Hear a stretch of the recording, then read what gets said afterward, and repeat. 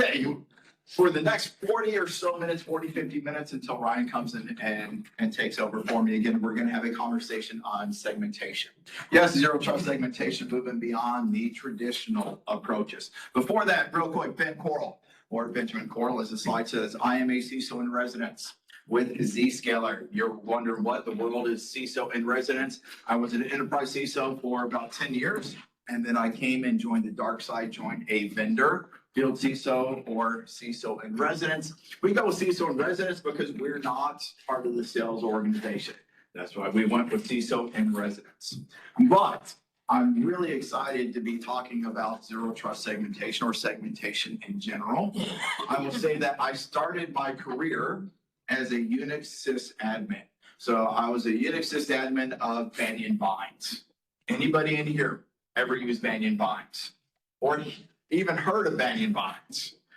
Only the old, only those of us that have plenty of gray hair that are up here to even understand Banyan Vines. So this is the mid-90s, and I'm a Banyan Vines administrator, and they cannot find anybody who understands IP tables. So IP tables was part of the Unix system. So our firewall for the entire military base was IP tables because it's the mid-90s.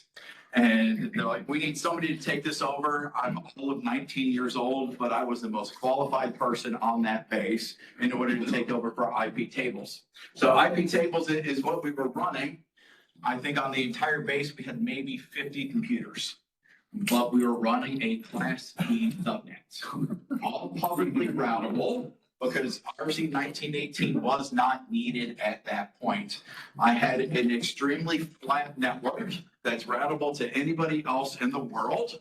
And I come in on a Tuesday morning. Yes, it's been 30 years and I still remember it's a Tuesday morning and the entire network is down.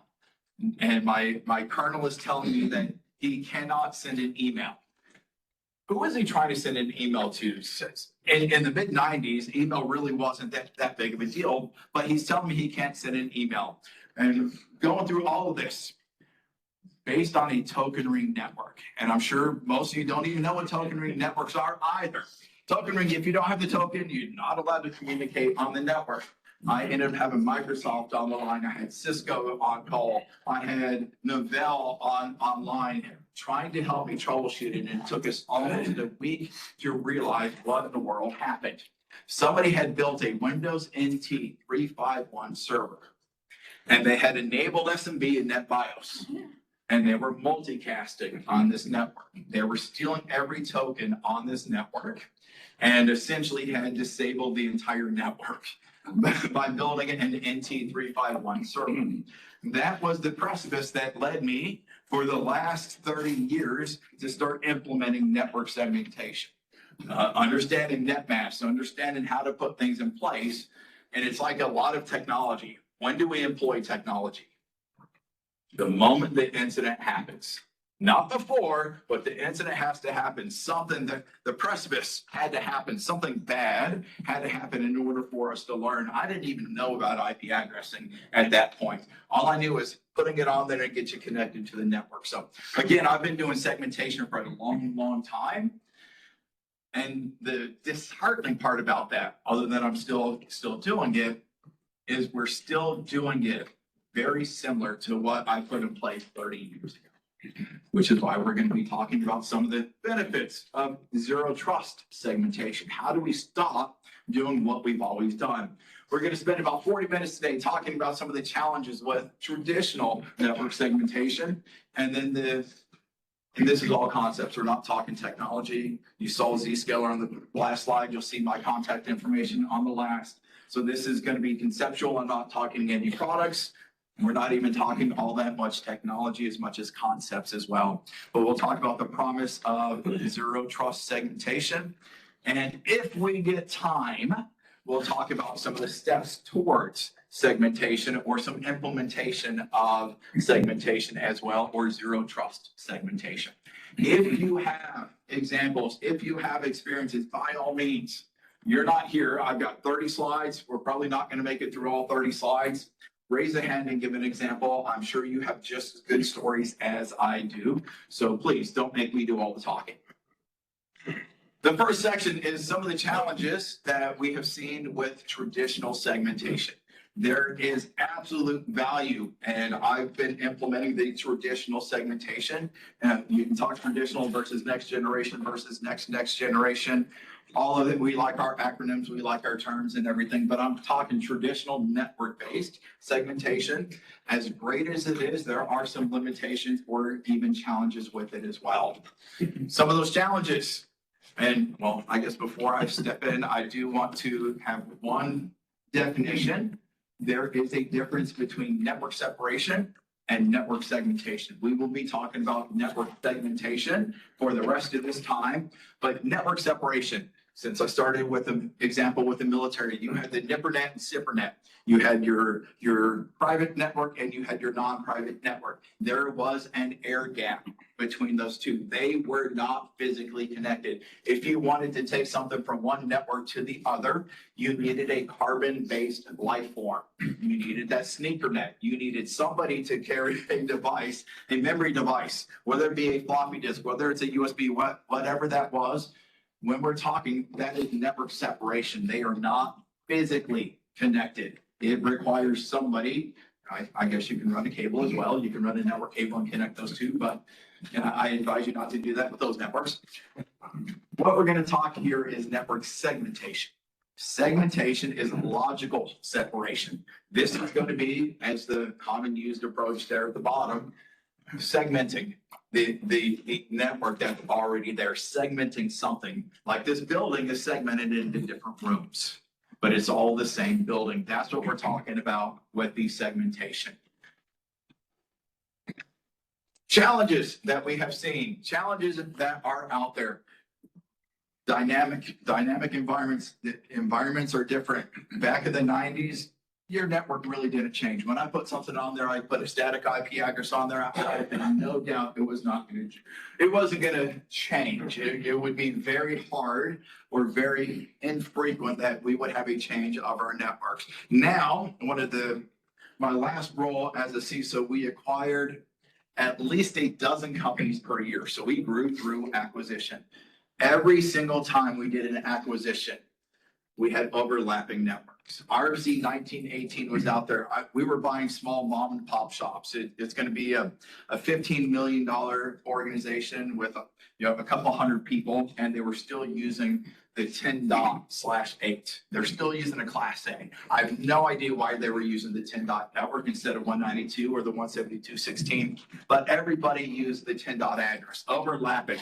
Every acquisition that we had, we were not able to simply port them over, connect the networks, and do all of that because this overlapping networks as well. Such a pain. Mergers and acquisition life, when you're doing a dozen of those, do we re-architect? Do we re-engineer? How are we going to connect all of these networks?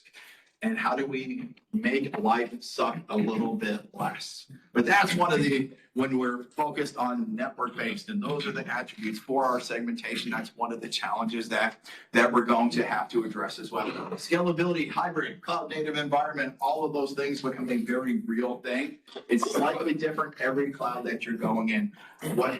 The terms are different. The way you go about it, is this a zone? What are you calling it inside? All scalability issues and lack of flexibility, but it all feels like we're overcomplicating things in order to keep ourselves busy or to have job security as well. As we start moving to the cloud, I'm seeing far too often where organizations are treating their cloud environments as one more extension of their network. They're keeping it flat. They're putting it out there. Yes, ineffective segmentation from cloud to cloud as well. And trying to figure out how can we do this wisely, how can we do this, and actually make it work as well. So I'm finding far too often it's non-existent segmentation, whether it's your GCP to your AWS to your internal cloud as well. I don't know anybody who has truly solved that. And then those hybrid environments are creating additional issues for your IT teams. What devices are you coming from? BYOD, and create your policies that are out there, but also your work from anywhere. And one of the examples that I like to give is my last organization. I had 200 locations. I started migrating my workloads from my factories into the cloud. And I ended up moving about 85% of my workloads to the cloud.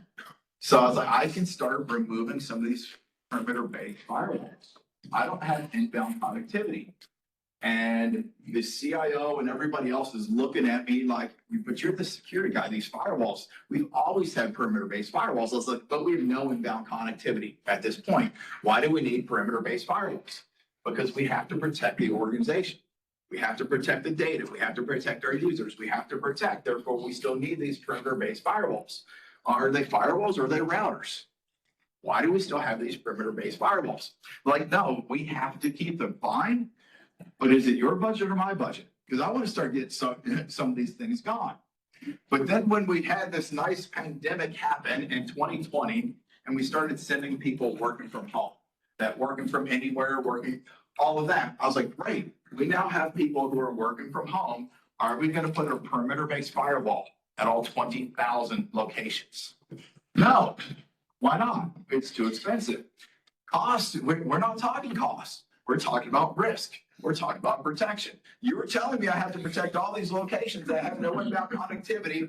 Now I have 20,000 locations here, but you're telling me that all of a sudden you don't want to put these perimeter-based firewalls that are out there as well. How are we properly segmenting our networks? How are we making sure we're protecting?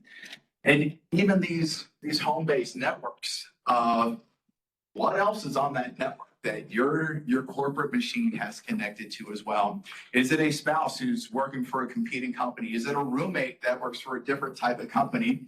Do you have teenagers? I've got 3 teenagers. Oh, I guess a couple of mine are now in the 20s. At some point, I had 3 teenagers that were in my house. 2 of them are in IT. What are they doing? How are they scanning my network? What in the world are they doing? Doing everything that I've taught them to do, but now they're doing it. Are they doing it against my corporate machine that's on the same network? What type of networks, what type of hostile things do they see on those networks? And how are we making sure that our corporate devices are protected on these home networks? Is there an adequate way of segmenting those home networks as well to protect and to reduce the risks that are out there as well for these work from home and the mobile usage? And I'm gonna pause and how did everybody else solve that problem when you started sending people working from home to reduce the likelihood of home use or the risks of those home networks? Encryption. Encryption? I mean, VPN with no local LAN access was Yes. the best option at the time. You know, treat them no differently than they would be at Starbucks. Sure. So that Starbucks model, that network of one we'll be talking about in the next section is one as well. Yes. Everybody else just turn a blind eye, hope for the best. Fair enough. That is a reasonable answer as well.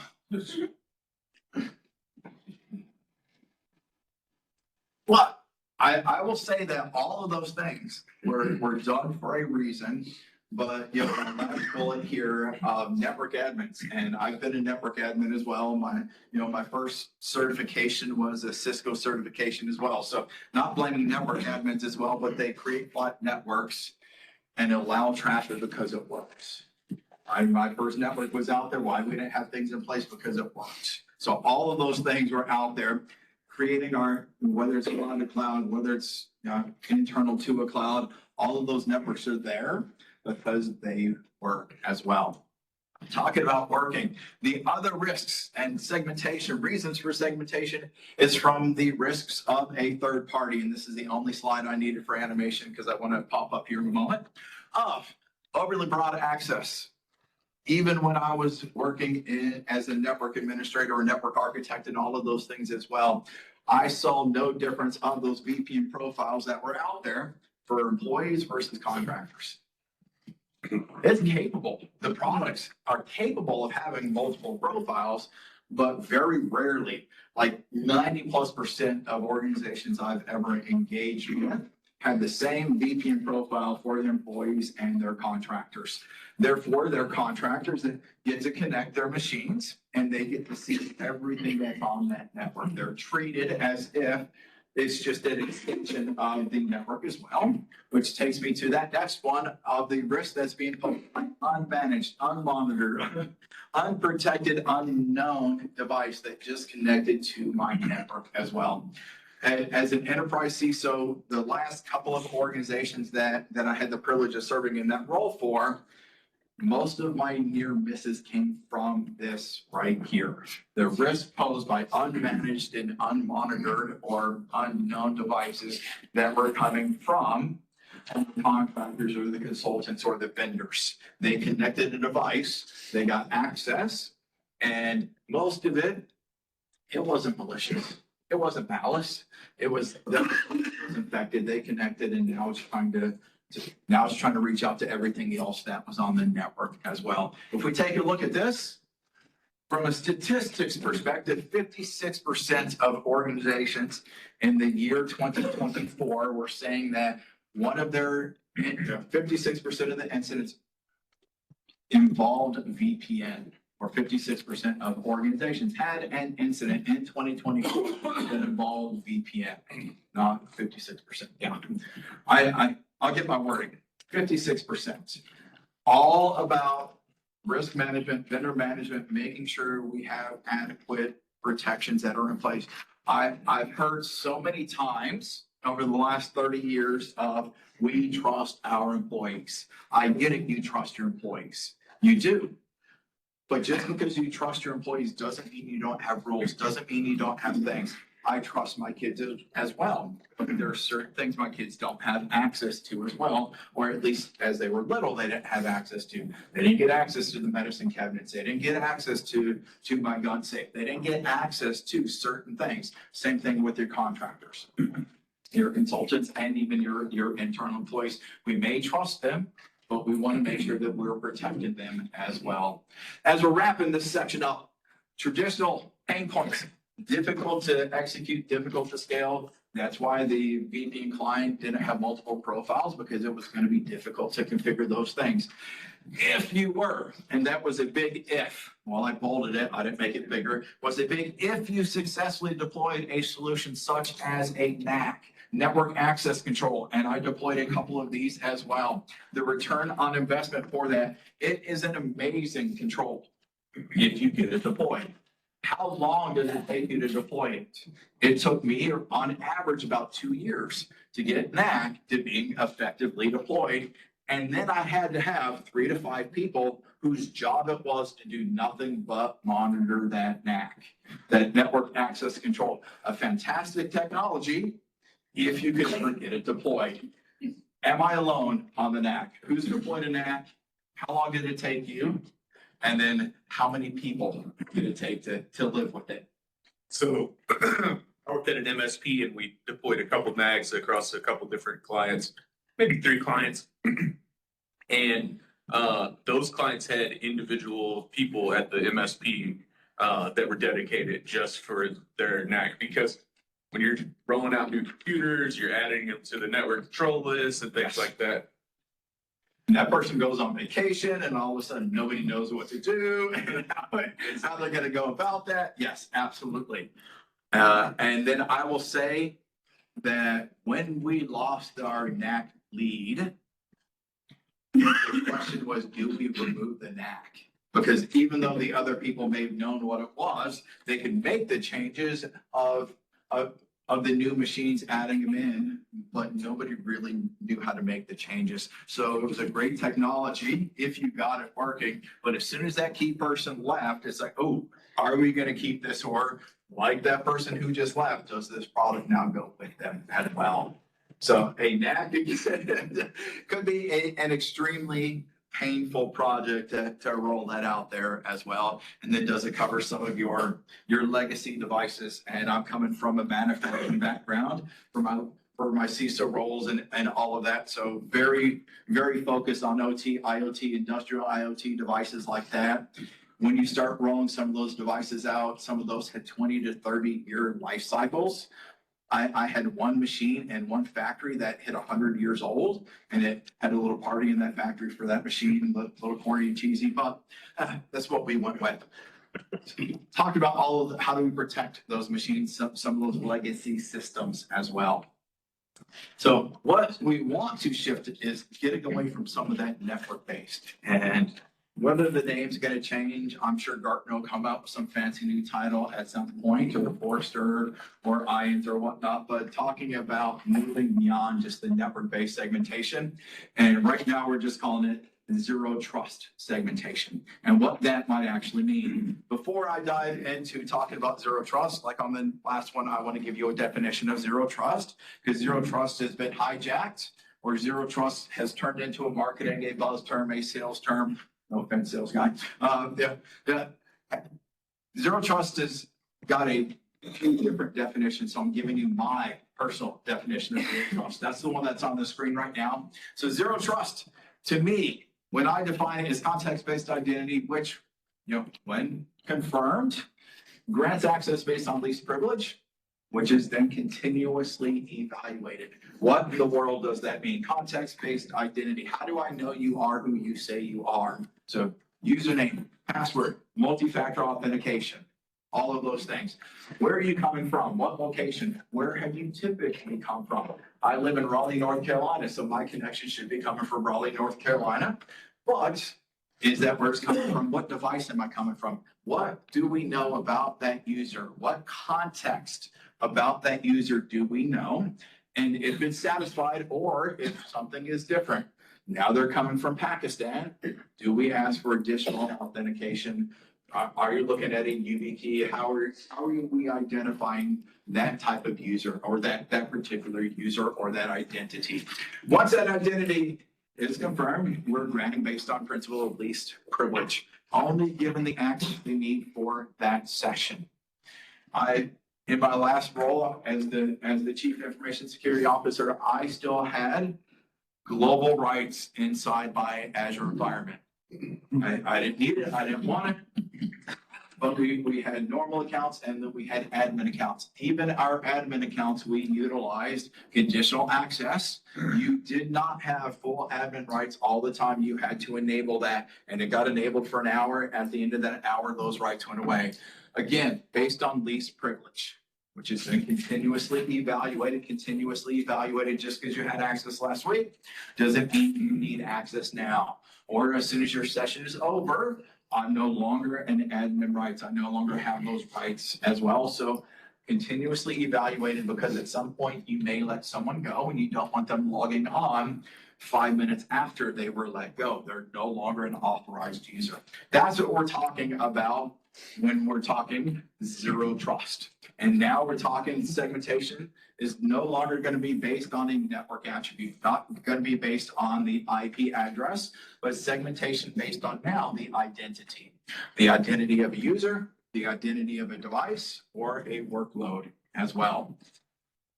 Key features. I know based on an identity, whether that's a person, whether that's a workload, or whether that's a device as well. We can talk about micro segmentation. We can talk about macro segmentation. We're going to be talking a little bit more about that. You'll see on the next slide as well, the micro segmentation versus zero trust segmentation. But key feature of zero trust segmentation, identity driven. And it could be dynamic policies. I want you to have dynamic policies. This is a journey. When you start on with this identity driven, you're likely to start with static policies. I like conditional access. I like things like that. If you start with static policies, that's okay. You're still making progress. Dynamic policies might be your next step after you roll out with some of those policies as well, but it's moving away from straight network based. Networks are no longer the perimeter for everything in life. If data is the new gold, data is the new oil, all of that, identity is that new perimeter. If identity is that perimeter, we want our segmentation to be focused on that identity. I don't care where you're coming from. I don't care what device you're coming from. Can I prove you are who you say you are? But then these dynamic policies, what I mean by this is if I connect to my Salesforce, and I want to download a list of my customers, and I'm coming from this device. This is my corporate device. I have all my nice stickers on here. If I connect their ID, I identify myself, I authenticate, and I'm authorized to do it from a corporate device, I can download it. But if I now connect from my home machine, my personal device, I'm still me. I can still identify. I'm still authorized to view it. But now I'm going to say I'm not allowed to download it because it would be going to a personal device. That's what I mean by dynamic policies. That's that context-based identity as well. I may trust the person still has access to the information, but they don't have access to download it when they're coming from a different device other than a corporate device or your DSP. If it doesn't match all of the controls of that DSP, you don't allow them to download the data. That's what we're talking again with dynamic policies. Does anybody have anything like that in place today? And how well is it working for you? I know you do. Fair enough. This slide, we're not going to spend much time on here. This is just a takeaway of differences between microsegmentation and zero trust. You're going to get a copy of this. You'll see in the bottom left, I didn't create the slide. I stole the slide and I'm presenting it here. But if you're wondering the difference between that microsegmentation versus zero trust segmentation, the primary goal is really what I was looking here: limit lateral movement. And microsegmentations is limiting lateral movement inside a network. How do you reduce? If we know that if you assume breach, and if we know that it's just a matter of time until we're breached, our goal as the security team is to protect, to defend, to monitor, to alert, to do all of those things. We want to limit that blast radius as much as possible. So microsegmentation is what I try to roll out in my last organizations as well. Limit the scope of that network. Zero trust is not just, with zero trust segmentation, it's not limiting the lateral movement, the east-west movement inside a network. I'm connecting one identity to one resource. So if something bad does happen, we have greatly reduced the blast radius of said attack or the impact of that attack as well. So that's why I liked this diagram or this chart here as well. You get a copy of it when you get a copy of this deck as well. What are some of the other benefits of zero trust segmentation? Stronger security. I could stop right there. Stronger security against east-west traffic. As soon as your network has been compromised, or as soon as a single system on that network has been compromised, and this is what we've been fighting ransomware for the last 20 years. Ransomware is just one more degree of malware. We've been fighting malware for 40 years. As soon as they connect to that network, they're looking for other devices to infect. They're trying to use SMB. They're trying to use other things on the network to find other things that are there. Our job as the security really to reduce that east-west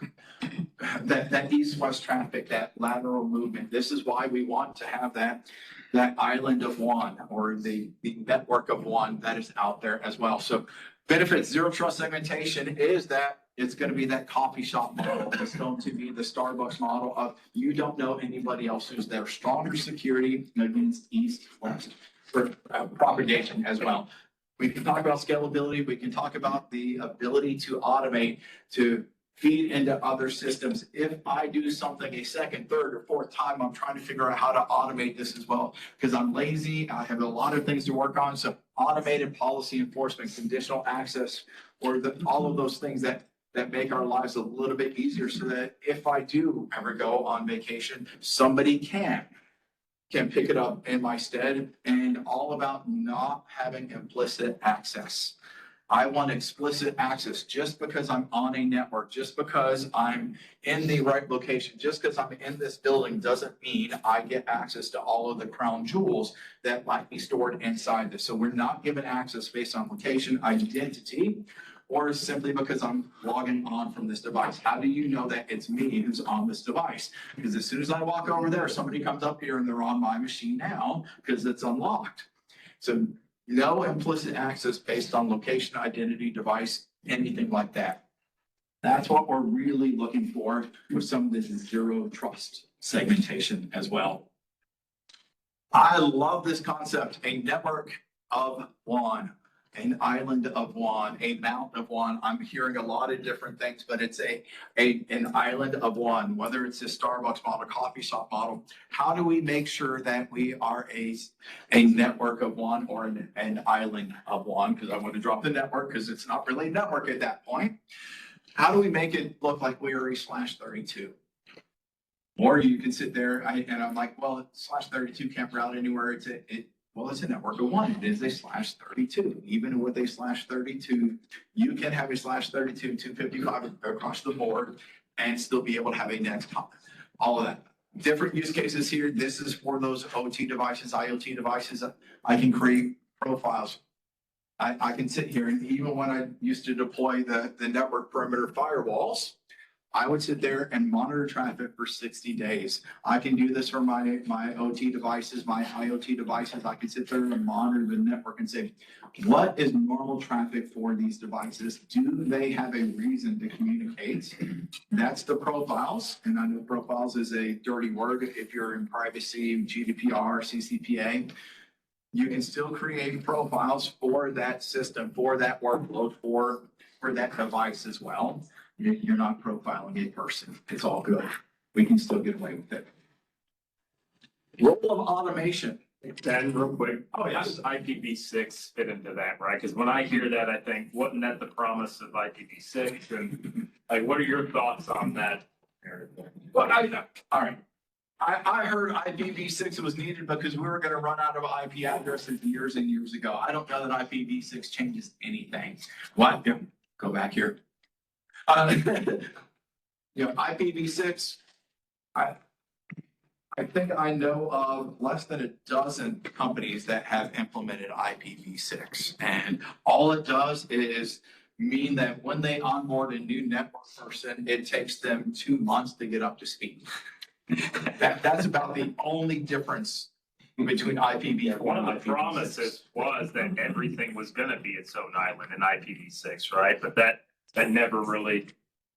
And yes, and that's the thing is if we went to that, it has the ability, kind of like those VPN profiles of you have the ability to do that. We can do that, using other technologies that are there. Even the ones that I know are using IPv6 are still allowing that open network because some of the most dangerous words and we all say it, we've always done it that way. That's what I know. That's what I'm good at. That's what I've always done. And to change from doing that would take monumental effort to migrate away. So even those that have migrated to the IPv6 because they have a CIO or a CTO that is very forward thinking and they want to not do what they've always done and they start moving towards that. I haven't seen where they're actually doing that yet. If has anybody done that? Has anybody implemented IPv6? We blocked it. You blocked it. Can't hack it if you don't run it. And I see a lot of people who will have a rule in place that will not allow the IPv6 as well. Did we have a whole day like IPv6 day or something? Remember that years ago? Yeah, and I remember buying IPv6 and I bought, it was coming. So, the early 2000s. So I went out and bought some IPv6, IPv6 address ranges as well. And I went there to buy like 4 or 5. I think the least block you could buy was like 128 addresses. And I'm like, if we're selling them at these quantities, doing the same type of things for somebody who, in my case, needed 5, I was like, we're going to run out of these too. If we didn't learn our lesson previously. Yeah.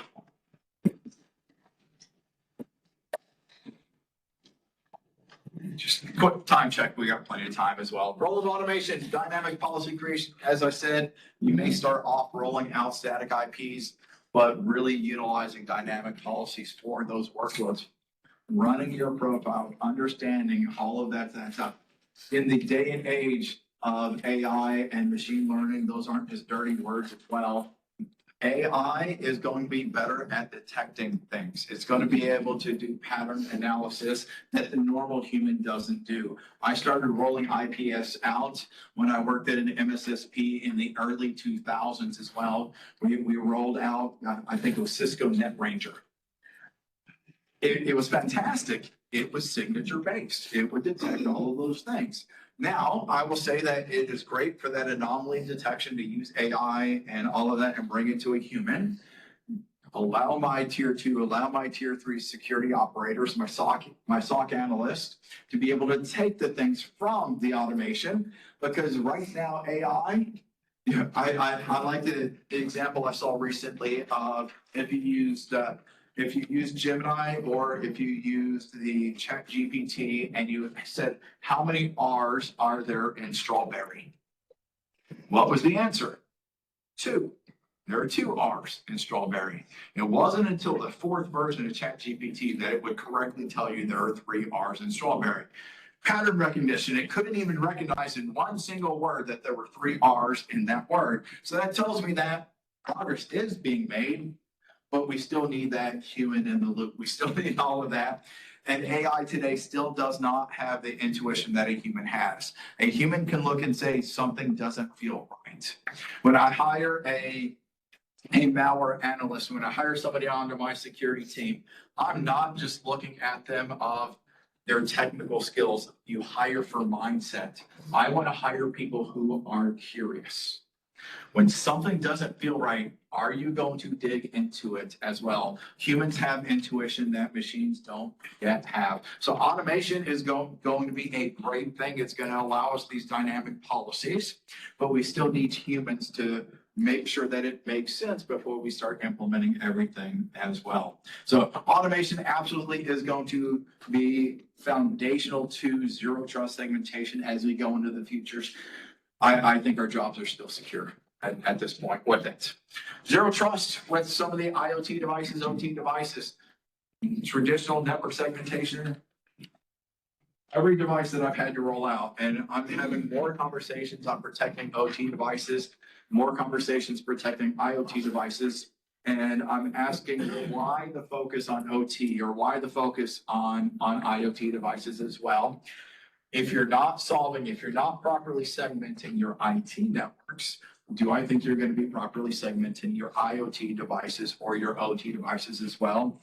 Are you allowing your user subnets access to your OT networks as well? Well, of course, somebody needs to connect to it as well. Well, then you're not going to be properly protecting your OT as well.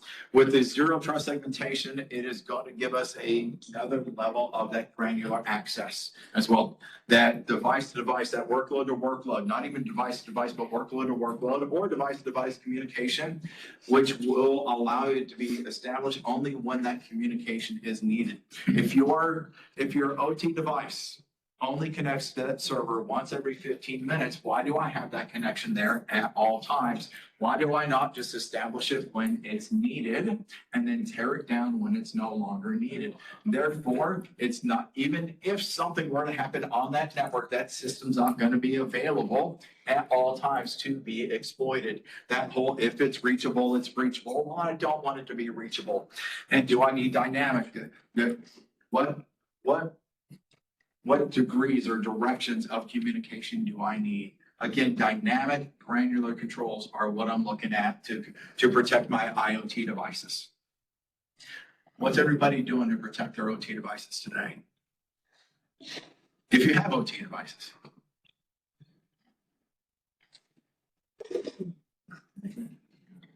Isolated network. Complete isolated network. Yep. Yeah. And then who's allowed to talk to that network? You know, it's kind of like VLAN. You create VLANs and then you do VLAN trunking. So you do all of that to still allow them to communicate. And I sat here and said, why, with me sitting here in the US, can I connect to an OT network in Uzbekistan? There's no reason for me to it's great that we had it, but all of that, even if is it truly an isolated network? Yes, ma'am. I just wanted to mention, I don't know who follows FBI security, but they just put out a bulletin about home IoT type devices. like frames and Yeah. that they're putting an alert in. That, so, So is your home network that's running your Ring devices, running all your smart TVs, running all your smart devices, are those networks on your same network as everything else? right. Very few people likely have created multiple networks on their home network as well, because it takes extra effort. You have to intentionally do that as well. And then even if you have the separate networks, and now you're troubleshooting that, and the lock on your front door, it doesn't work. Okay, well, instead of troubleshooting it, do you just put it back on the standard network as well? Do people care enough to take extra steps to protect? And this is that whole thing of security. Security has to be seamless, but doesn't. No, every time that somebody tells me that security has to be seamless, I push back and I said, people are willing to accept security controls. They will put a lock on their front door. They'll put a camera, they'll put a motion detector, a motion sensor in their house. If they're coming to the office, they're okay with that. Going around in parking lot, they're okay with badges needing to get into a door.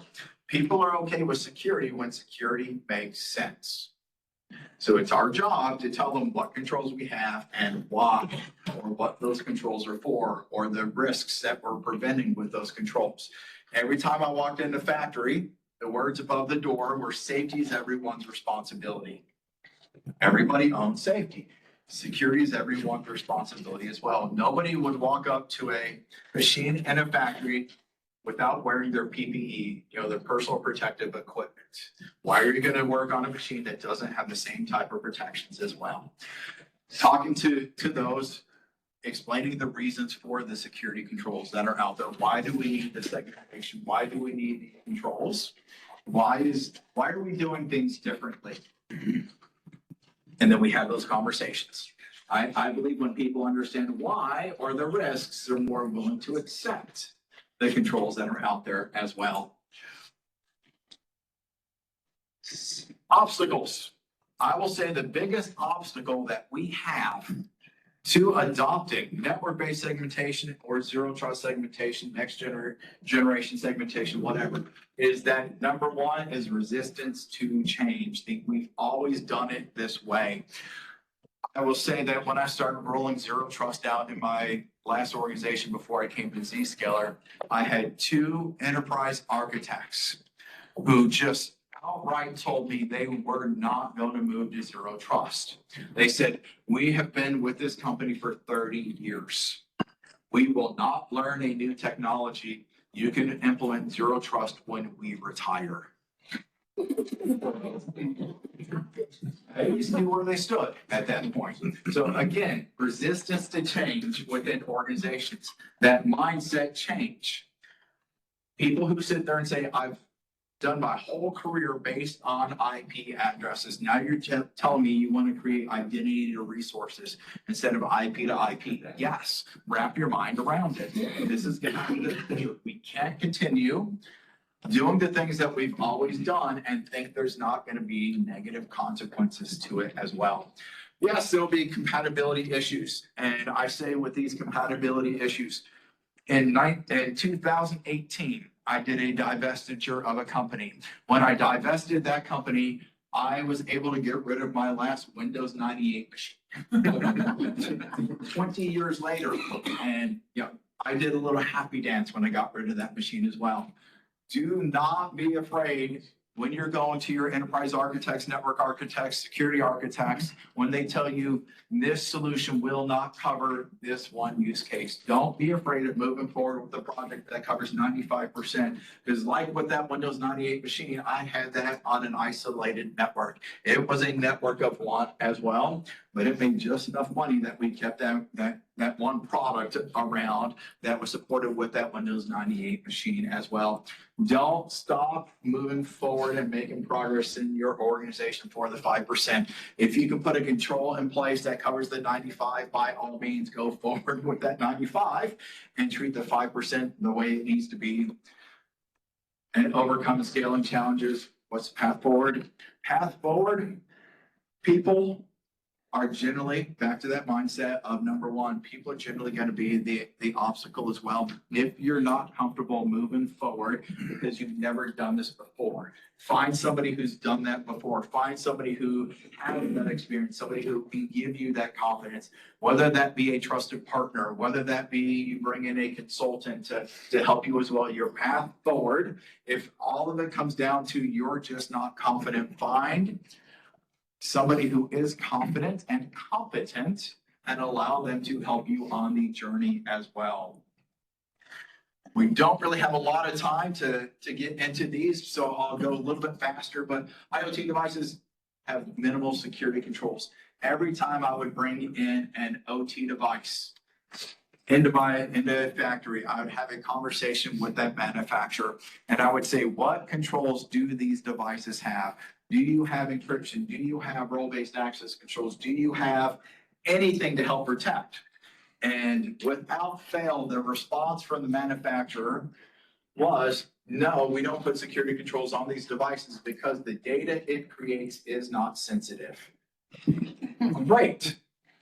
However, that is a very arrogant or ignorant statement because the data that was coming out of those devices was going to become the most sensitive inside my organization. If my competitors were able to get their hands on that, they could reverse engineer the products that we produced, and then they can try to undersell us, or they can go to market with a very similar product. So they didn't believe. So because of all of that, why IoT needs unique segmentation is because the data that's coming out of those systems absolutely is sensitive information.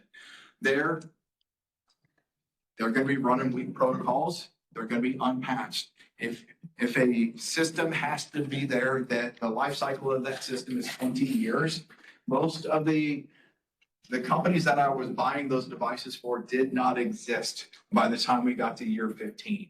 If they didn't exist, they're not giving us more patches for it. So how do I protect those devices? Well, I'm not going to protect those devices by a configuration change or by a patch. Therefore, I will have to segment them off, whether it's that network-based segmentation or whether that's your zero trust segmentation as well. And again, longer life cycles for those IoT and OT devices as well. We've already talked about that. Isolate everything. I want everything to be an island of one. I can't stop every attacker. I can't stop an attacker from being successful. Therefore, I want to greatly minimize the blast radius of any successful attack on my organization. A security incident. I'm okay with security incidents. One of the things that every board would give me KPIs or give me goals and all of that for the year. How do we measure whether we're successful in security? And every time they wanted to say, how many incidents are we going to have per year? We want you to have no more than 2 incidents per year. I hated that one. I would fight back on that because it's not anything that I was doing that would cause the incident. It's outside forces that would cause it. However, I could sit there and say, I don't want it to say incidents because we can have 1,000 incidents per year. We care about the major incidents. We care about, now with the SEC regulations, we care about material incidents. That's what we want to minimize. That's what you're really looking for as well. If I can isolate every IoT device, if I can isolate every device that is on my network and that system gets popped, but we've isolated it down to 1, and that's the only one that's there. Is it an incident? Absolutely. But it's not major and it's not material as well, because that blast radius is there. All of that, now I can sit there and tell my executive staff, I can tell my board, we had 0 material last year because we rolled out this type of segmentation, the zero trust segmentation as well. And of course, it's got to protect against those lateral movements such as the ransomware as well. Zero trust policies, you have to have policies that are out there. I want it to be identity based. How do I take it down to the identity based? I don't want it being network based. I don't want to just create these network ranges that whether they're /24 or whether they're /25, how much I can reduce it. I want to take it back to an identity as much as possible. I might be stuck with the MAC addresses. That may be the best way that we have out there because there's not going to be logons. There's not going to be other identities. Different devices have different options that are out there, but I again want it to be that dynamic. I may start with the static policies that are there, but I really want to take it to a dynamic. If I can monitor it for 60, 90, 180 days as well, use some of that machine learning to start creating some of the dynamic segments as well. But I want to create accounts. I want to create access. I want to create policies that are temporary or just in time as well. That when I'm done with that session, that goes away. It's very similar to my backups. I don't want the network connections for my backups to be running the entire time. I wanted to establish that connection, write that back up to the offsite location, and then tear down that communication channel as well. That's what I want for all of my OT devices and IoT devices as well. Wrapping this up, tools for device segmentation. Find a trusted partner. If you've not done this before and you're not comfortable moving forward, find a trusted partner. Allow them to come in, allow them to share their education, allow them to share their experience with you as well. My only caution is when you're bringing in that trusted partner, understand what they're going to do versus what you're going to do. Are they doing the work? Are they expecting you to do the work? When they leave, did they teach the teacher? Did they teach you how to do things? Understand what they're responsible for, but understand you're still accountable at the end of the day as well. If you're not comfortable, bring somebody in who is comfortable. There are benefits to zero trust segmentation. Those enhanced safety. I went with the word safety instead of secure for a reason. Enhanced safety for your critical devices. Are your devices going to be taken care of? Are we confident in the safety, the security of the data? Are they going to be available? Are they going, is the data that they hold going to be taken care of as well? Reducing the attack surface is going to be that second, but it's that third one there. I will say that everyone in this room, I'm sure, agrees with the statement that compliance does not equal security, but compliance equals budget. You will pay money for the compliance. We have no choice but to put this in place. So compliance gets budgeted, therefore ensuring compliance with some of these tools, some of this OT segmentation or the zero trust segmentation as well.